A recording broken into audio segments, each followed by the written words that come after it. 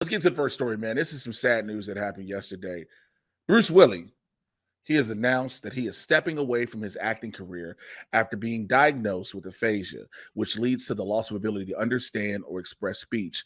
Now, his family said this in a statement in which they posted to Instagram. In the caption, they wrote, quote, excuse me, to Bruce's amazing supporters, as a family, we wanted to share that our beloved Bruce has been experiencing some health issues and has recently been diagnosed with aphasia, which is impacting his cognitive abilities. As a result of this, and with much consideration, Bruce is stepping away from the career that has meant so much to him.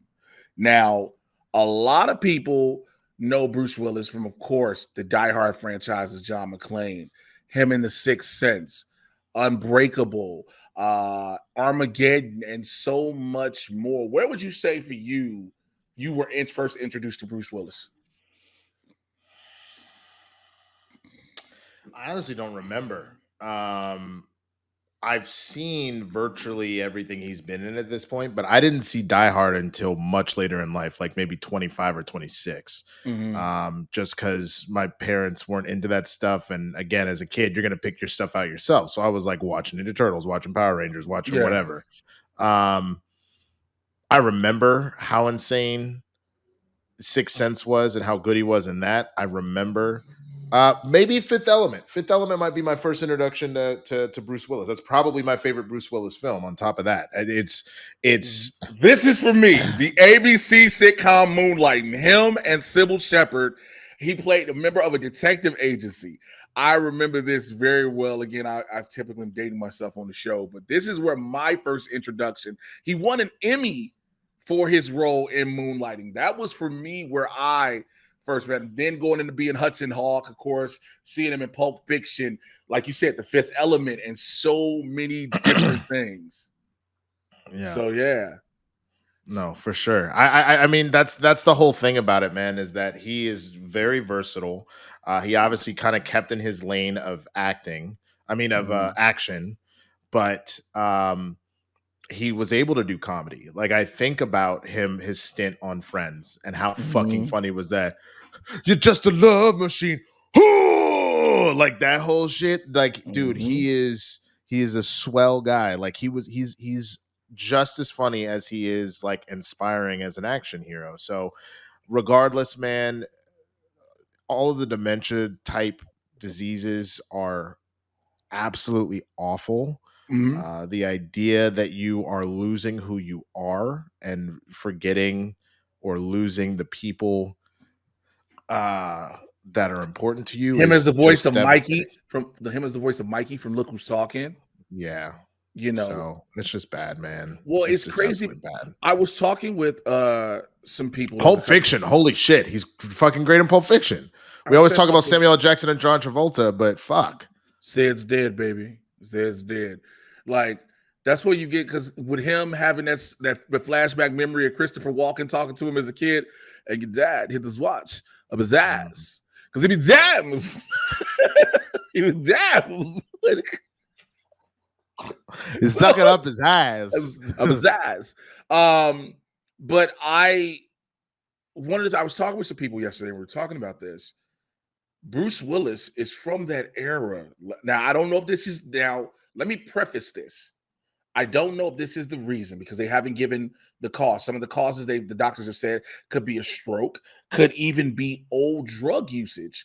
And that was brought up. That's what brought up the conversation amongst me and some other people, because he's from that era of bleach cutting cocaine and stuff like that, old cocaine that they stopped, these actors and everybody at that time stopped doing, but the residual effects kick in. And so we don't know if that be the case. Again, they haven't said in full, but that's, you find out from a lot of people, drug usage in various forms doesn't affect right away. I just was talking again when we were talking about when I was talking with people yesterday about Bruce Willis. I was talking about Triple H. We found, Triple H just recently announced he had to return. He's done in ring. That man's in ring career is done. He went into heart failure and now has a defibrillator in his chest. You know what I'm saying? He went into heart failure, and if his wife Stephanie McMahon didn't have the wherewithal to rush him to the hospital, he would have died. And so again, we all know, even though Hunter was a bodybuilder, but we all know there were times Hunter was on the gas. You know what I'm saying? And again, long-term effects from different things, and I see it primarily, in pro wrestling because of the era of steroids, and yeah, people got off of them, but the effects in which it had on your body. I'll be honest with you. That's one of the things that makes me get worried sometimes about The Rock.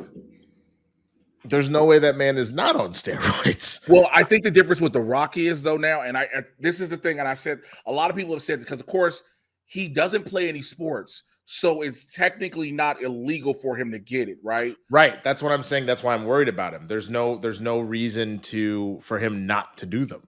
If anything, Hollywood loves that he looks like that. But because he is, he's of that pay grade, he can afford the best doctors to monitor him with doing it.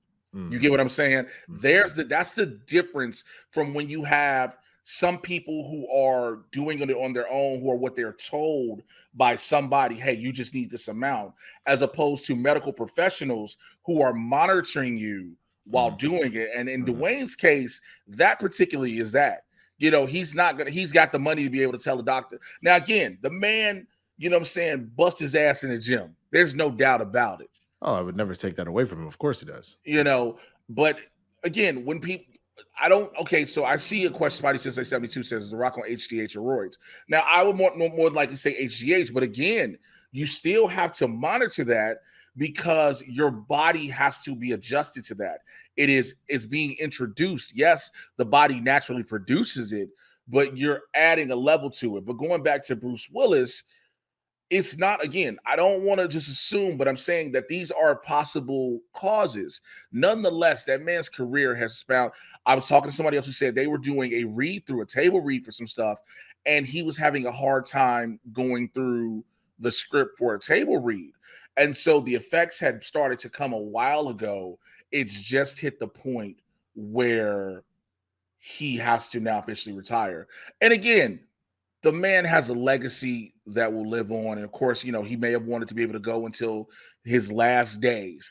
But unfortunately, life took another turn. Right. Amen. So. Well, I put a lot of healing energy out there for Bruce Willis and his family, man, because this is one of those things that, to my knowledge, I don't think you can reverse this. I think this is a situation that he's just going to be fighting for the rest of. Yeah, because your brain is aphasia is your brain is technically deteriorating. It is of the realm of dementia and Alzheimer's. So his brain is decomposing and deteriorating, so there's no reversal, unfortunately. Right. Whew. Good Lord, man. Good Lord. So, just healing energy to him and his family. I can't even imagine what is going through their heads. But I hope that, the nice thing is he worked a lot, which means that he's got a lot of money, which means that he can have the absolute best of care. And I think that means that, it's going to be a battle, obviously, until the end. But hopefully having that kind of money will lead him to live as good of a life as somebody could be dealing with aphasia, Absolutely, man. So again, we wish nothing but the best for Bruce Willis as he goes through everything. Again, healing energy. And we want to know what you think about this story as well. Hearing about some of your favorite actors, athletes, and more who are having to retire their craft, or bodies are breaking down, or even losing them. All of these things, we want to hear from you down below in the comments. If you're watching this later on the YouTube clips, man, so leave that. Keep the discourse civil as always. You know how we do it. Blerds in the Hood every Tuesday and Thursday, 6 p.m. Pacific, 9 p.m. Eastern. All full episodes exclusively available on Twitch, www.twitch.tv/BLERDS, the letter NTHEHOOD. Be sure to like, follow, and subscribe.